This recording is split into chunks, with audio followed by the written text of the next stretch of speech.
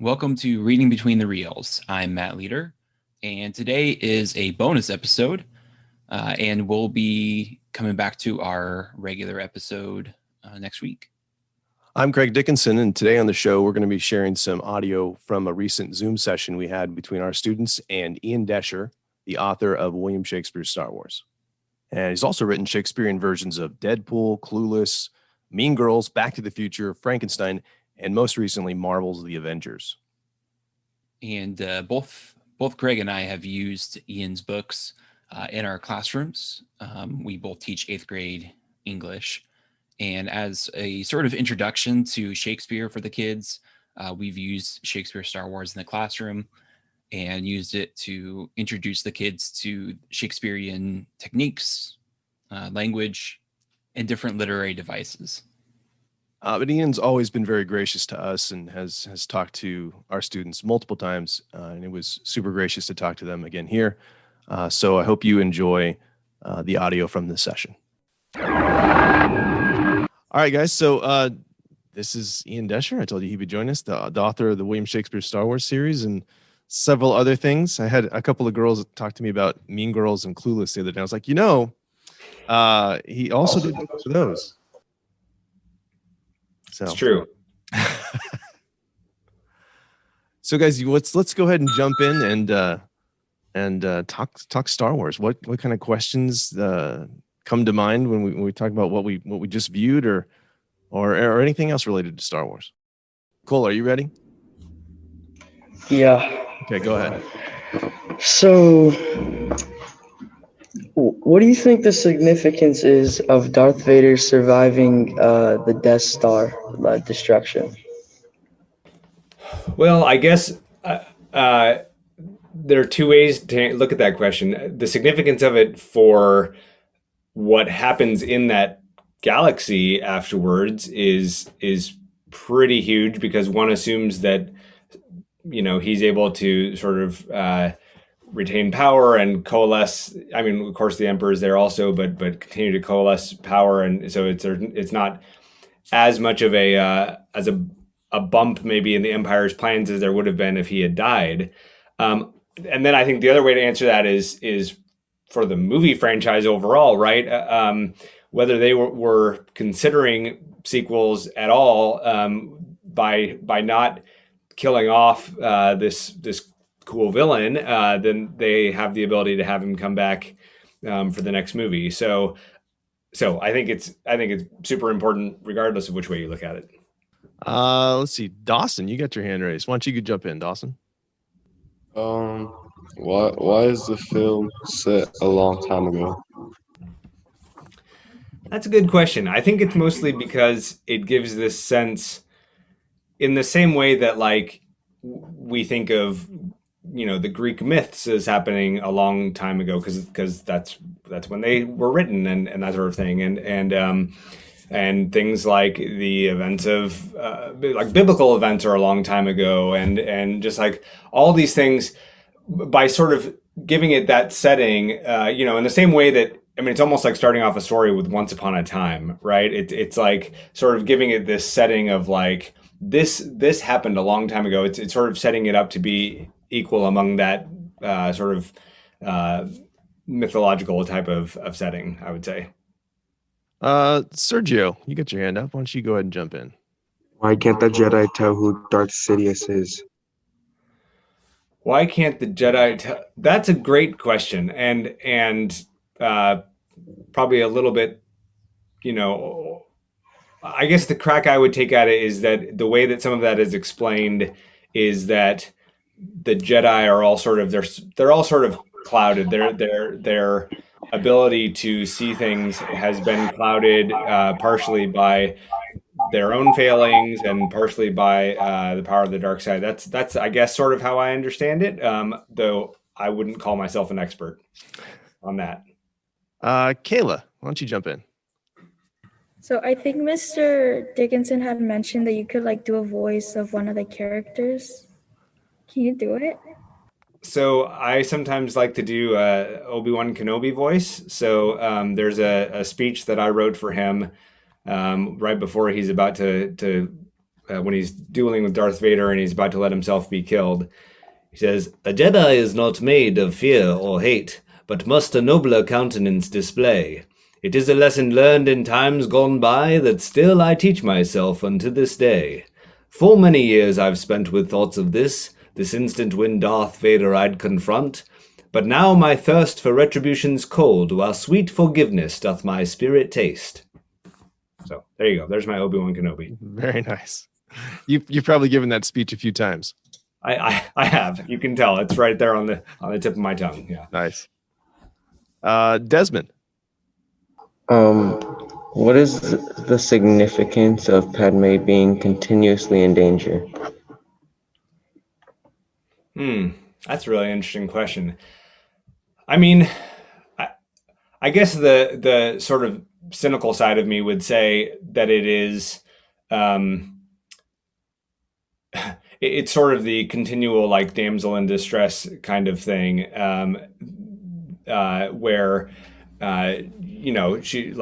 she is somebody who I think she often serves that role in the narrative function.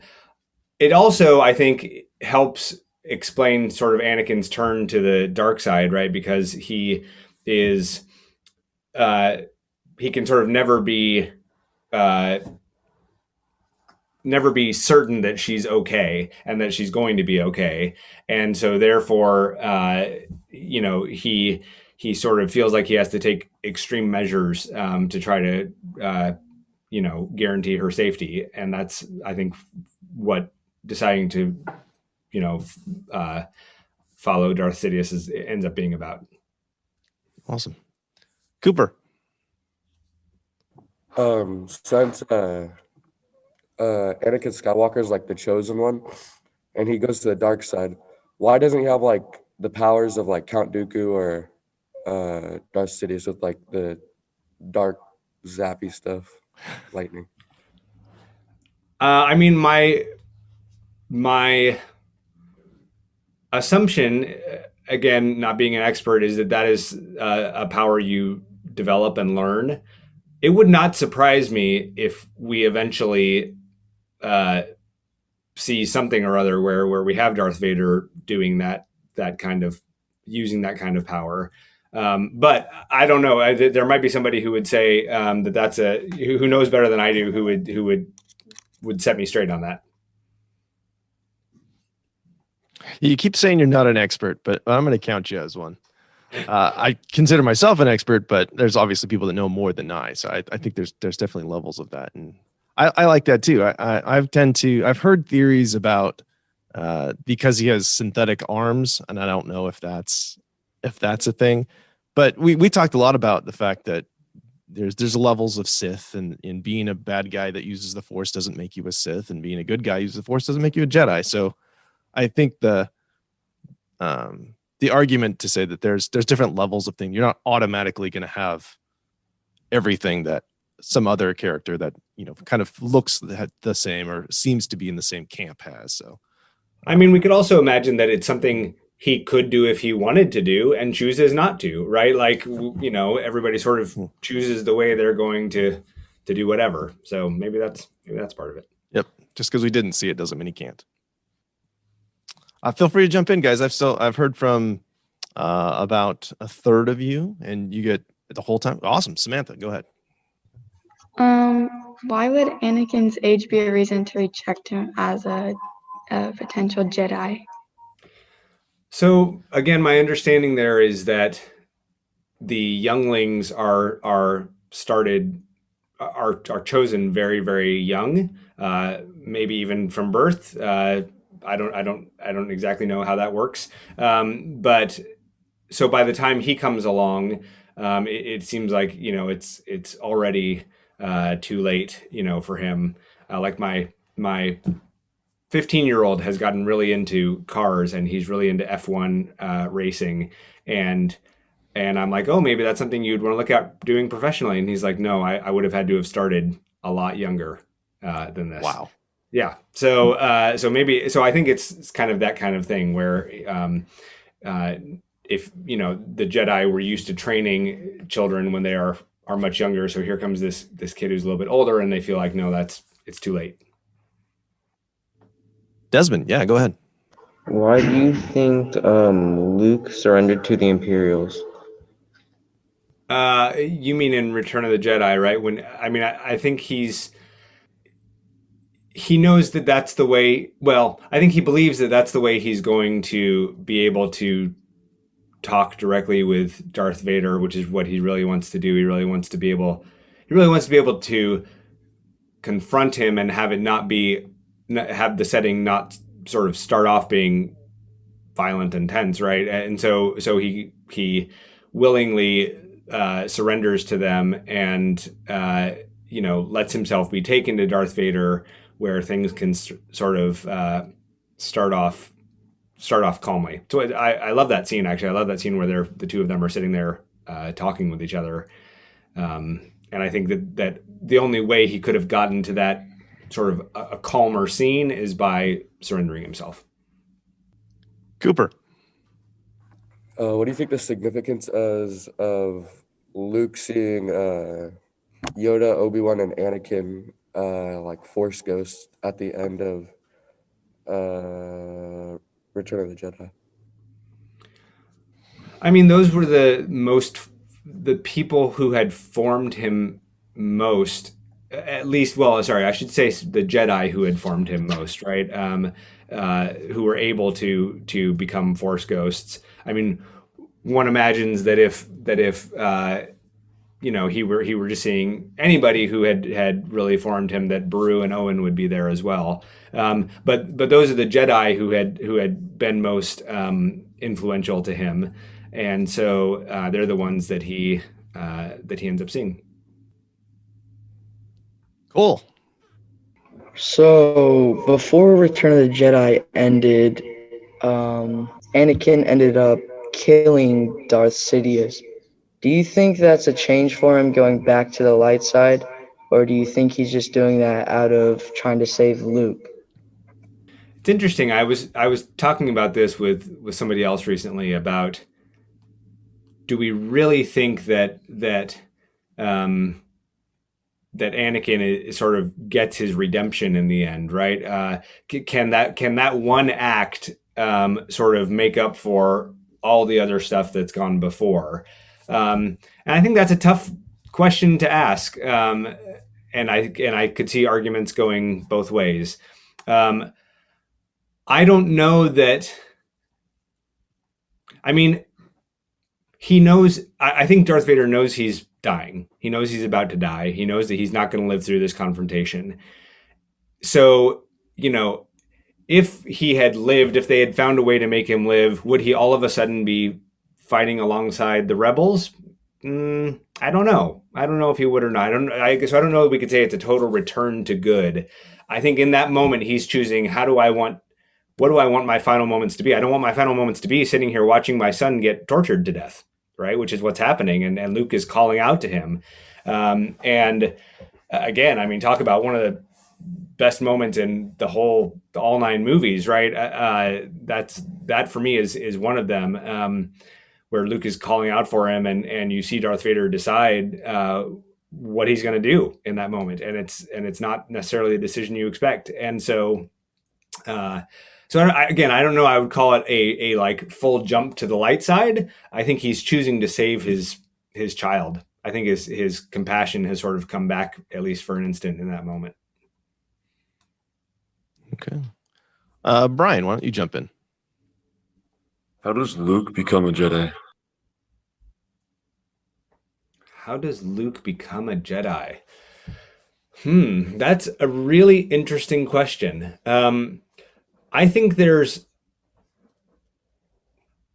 a really, I mean, that seems like such a simple question. And actually I'm sitting here thinking about it and it's kind of blowing my mind because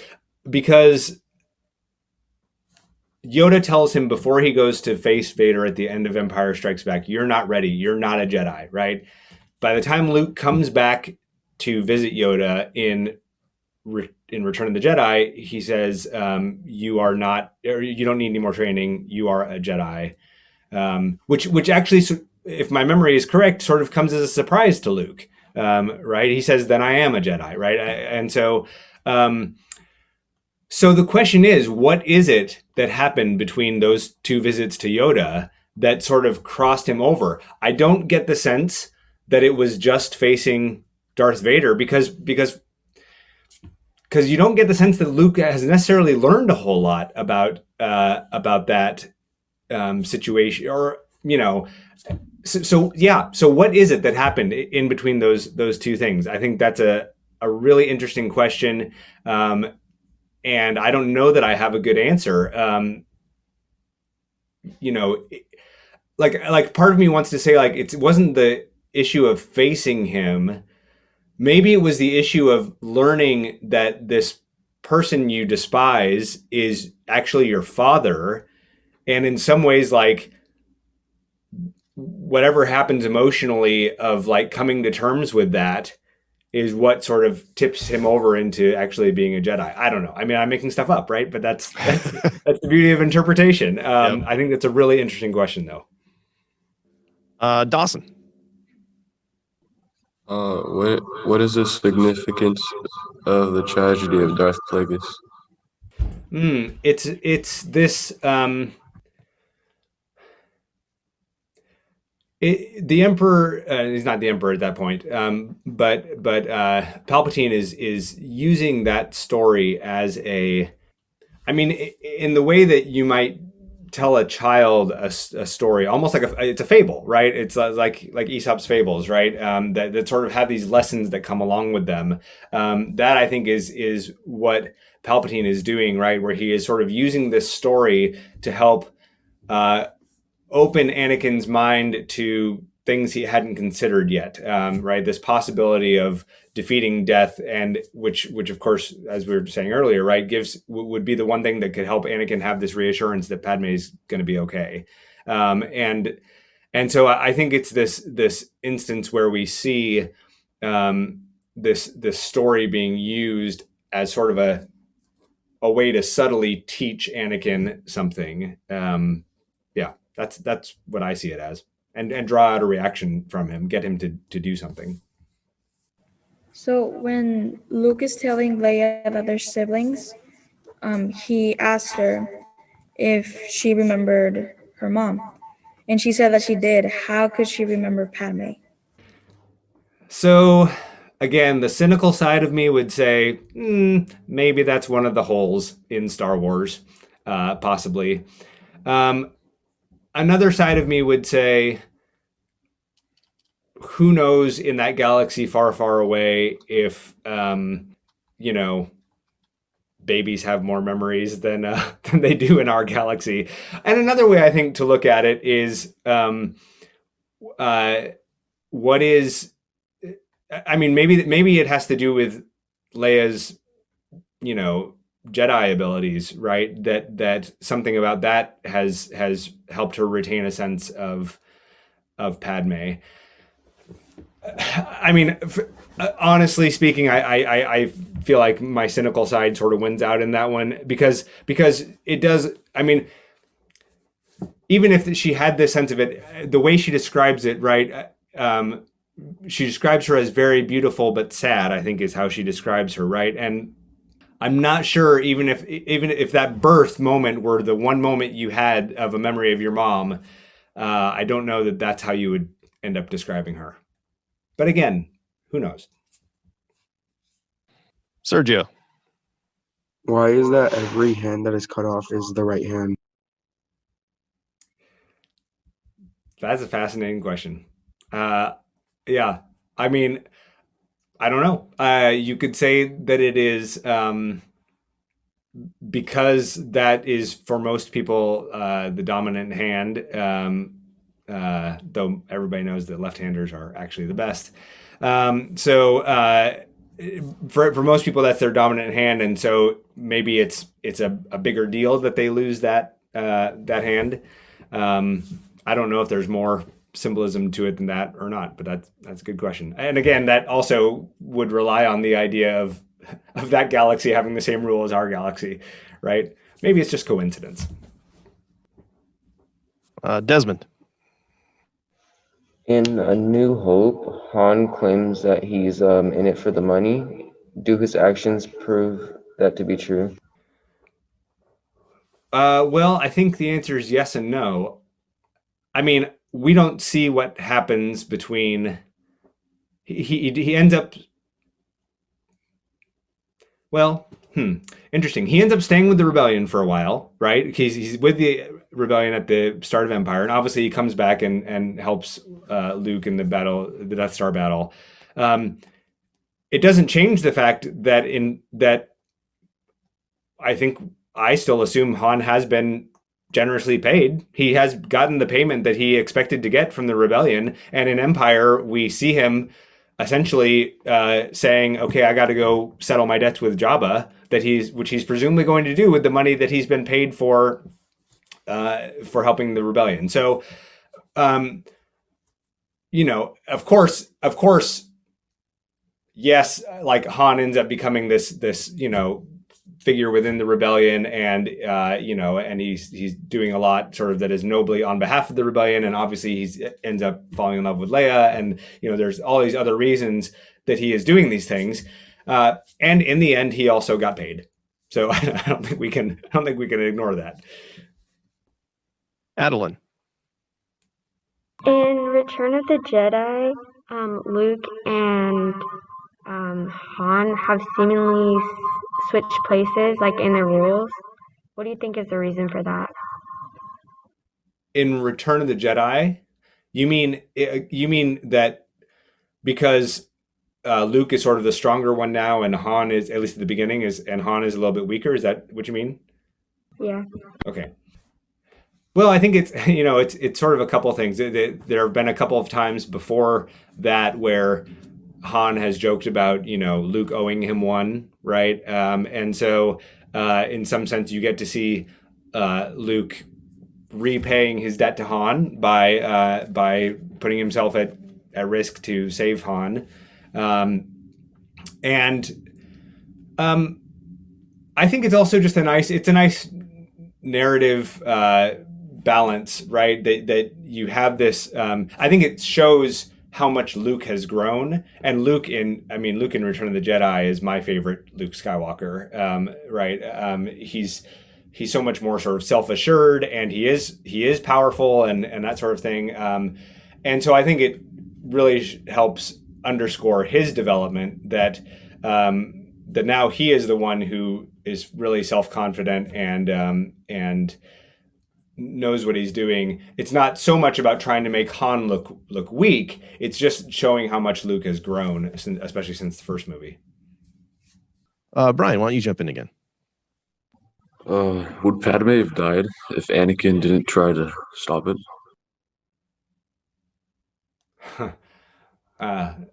Brian, you're all these questions, man. These are good questions. I mean, you all have great questions. Would Padme have died if Anakin hadn't tried to stop her dying? Man, Anakin's messed up, didn't he? No. I mean, no. Right? What else? I mean, well, we can't say that. Maybe eventually Palpatine's schemes would have gotten to her, and he would have ended up, succeeding in killing her. She wouldn't have died presumably as early as she did, and as in the way that she did, if Anakin hadn't been interfering in some way, I would say. Love that.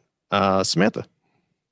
Why does Yoda say that Luke only has to confront Vader again to become a Jedi? I think it's because he's saying, now you know that this guy is your father, and it's something you have to deal with. It's something you have to reckon with, and it's something that you now need to like, now that you have that information, right, what are you going to do with it? I mean, that's actually one of these situations where I think you could easily extract a life lesson there for everyone, right? Like, sometimes in life you are presented with a new reality that you didn't have, that wasn't your choice, and you didn't have anything to do with, and all of a sudden you have to deal with it. And that's part of maturing, and so I think that's kind of what it is, right? Yeah. Diego. What do you think the different lightsabers signify? I know there's only one person with the purple one. Yeah, I don't know. I mean, other than red signifying the dark side, I don't know what the different colors. I haven't looked into that lore much to know much about it. Yeah, I don't know. I could make up all kinds of different possibilities, but the answer is I don't really know. All right, Cooper, I'm going to give you another one. Do you think Darth Vader is born when he helps Palpatine kill Mace Windu, or when he like gets put in the suit and stuff? I'm not sure either one of those moments would be when he's. I mean, for me, it's more of a process, and one thing I really like about Revenge of the Sith is how it is showing how Anakin turns to the dark side. Now he is officially named Darth Vader, by Palpatine right after Mace Windu is killed. So that's when he officially gets the name. But in terms of when he sort of crosses over, it's a process, right? It starts with, well, I mean, not starts, but you can see it happening when he kills the Sand People. I mean, when he decides to kill the younglings, right? That's huge. And so the moment with Mace Windu is a continuation of that, and that's sort of where he gets his name, because he's telling Palpatine, "Okay, I'm with you no matter what. I'm joining the dark side." And then, of course, to me, the moment of getting the suit, that's when he becomes visually what we think of when we think of Darth Vader. But to me, that's not. That's almost just sort of a I don't know. It's almost like an afterthought. That's not quite right, but I mean, it's like the only parallel that's running through my head is, if any of you know the Friday the 13th horror movies, it's not until part 3 that Jason gets his famous hockey mask, right? And like, he's already been Jason before that. Anyway, so like, that's a terrible example. Sorry, but that was what was going through my head. That's perfect. All right. I think that's all the time we have with Ian Doescher. Thank you so much. Special thanks again to Ian Doescher for taking time out of his busy schedule. We really appreciate it. And we also want to acknowledge the passing of Richard Donner. Today we're recording on the 6th, and he passed away on the 5th. And for those of you who don't know, and most of you probably do, if you're listening to this podcast, you probably know, Richard Donner was a very prolific director that, especially for kids of the 80s, was super influential. I mean, he's the guy who directed Superman, The Goonies. We have Scrooged was another one that I loved. And of course, the Lethal Weapon movies. And, he progressed into being a producer and was responsible for the X-Men movies. And if you dig a little bit deeper, you find out that he's the guy that hired Kevin Feige. So by extension, the entire MCU is kind of an extension of the Richard Donner version. And we've heard things about how Kevin Feige always has the filmmakers take a look at Superman the movie before going into production on MCU movies. So we just want to say thank you, Richard Donner, and our thoughts and prayers go out to his family. So as we close, we just want to say thank you so much for listening. If you would like to connect with us, you can find us on Twitter and Facebook, or you can email us at readingbetweenreels@gmail.com. And if you haven't yet, please join our Facebook group. It's a safe place to share your thoughts and discuss all things related to movies.